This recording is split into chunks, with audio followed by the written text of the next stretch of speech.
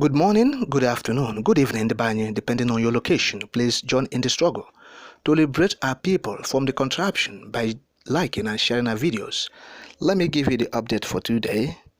Many persons fear death as Fulani Hausa residents clash in Sokoto community. Now, this development has created tension in this area, Wadabawa community in Sokoto state. Yes, the incident have led to the death of many locals from both sides, that's from the Hausa and Fulani sides, including a security operative. So the clash between the Hausa and the Fulani we are talking about now.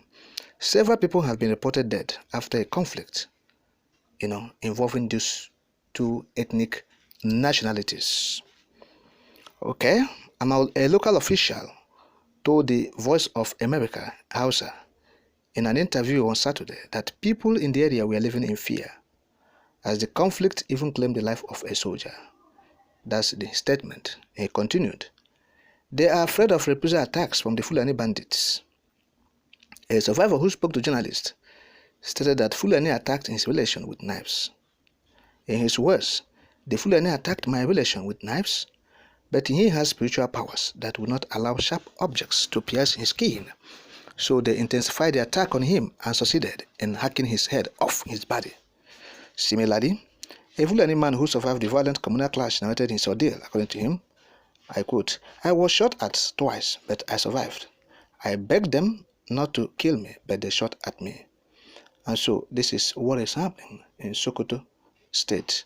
We have mentioned this community, yes, talking about Wadabawa community, where the Hausa and Fulani have clashed. Of course, we have been saying it in the history that it is the Hausas that welcomed the Fulani people when they migrated from God knows where.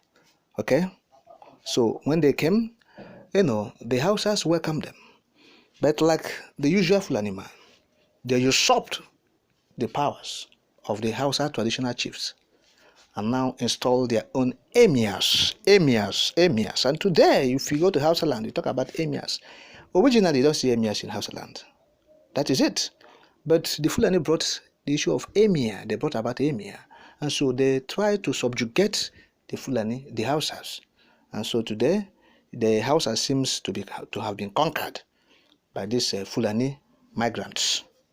So, and in Nigeria palace, we normally say Hausa Fulani, meaning these two ethnic nationalities are inseparable. But in recent time, it has not been like that. Of course, during the time of Saduana, it has been like, oh, we are all northern Nigeria. They use the name North to coerce and to, subjugate other northern minorities. Now, the Fulani is a minority. In northern Nigeria, the Hausas are the majority. But you have seen how the Fulani came. It has been one of the minority ethnic nationalities in northern Nigeria. They dominated others. And that is the excesses that the people of the southeast, the Igbos, are trying to check on the excesses of the Fulani. That is it. That is why the IPOB have declared, look, in the southeast Nigeria, the Mieti Allah, the cattle breeders, those who carry cattle with AK-47, because we still wonder why people will try to carry cattle with AK-47.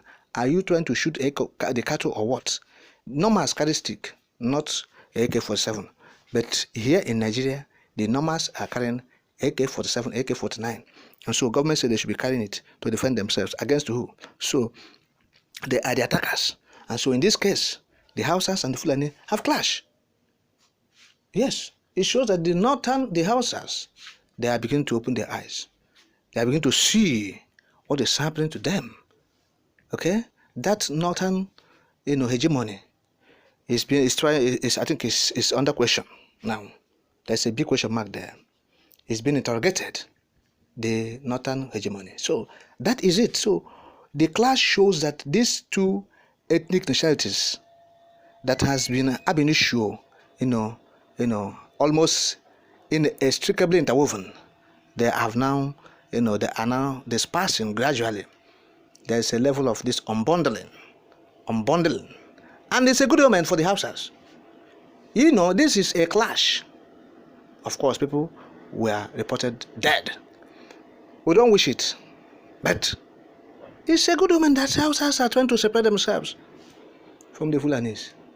Good for them. They should try and find their own roots, their own history, and have a stand, rather than allow themselves, that the Fulanis are leading them. The Fulani who migrated from the sub-Saharan African countries to Nigeria, and they have come here, and they dominated the northern Nigeria, dominated the Hausas, and they are trying to dominate the Igbo. And the Igbo said, no, you can't dominate us. And that is the crisis you see everywhere. That is the war you see. That is where you see the Igbo man is stubborn. The Igbo man does not agree. You see, Anyamani is because he refused to be dominated, isn't it? Anyamani is because he refused to follow you sheepishly, because it is you that to follow him. Those who fought for independence of this country, they are from the southeast, not Fulani people. Okay? It is the Easterners who fought for the independence of Nigeria. Then you talk about the Southwesterners, they are all over. So let us face reality. That's the point. So if the Hausas are beginning to get their voice, it will be better for them in their own Nigeria. Because from all indications, there is nothing like one Nigeria again. It will not stand again. So if it will be from northern and southern protectorate, so the Hausas and the Fulanis will still be, at the same page, or the same country, if they like. Okay? Now, so it is good for them to find their voice now, so that they'll be able to liberate themselves from these shackles of imperialism, if you like, neo-imperialism that the Fulanis are doing in Hausa land. What is there then? You have removed the traditional chiefs of the Hausas, replaced them with emirs. That is imperialism. Okay? So let us face the reality.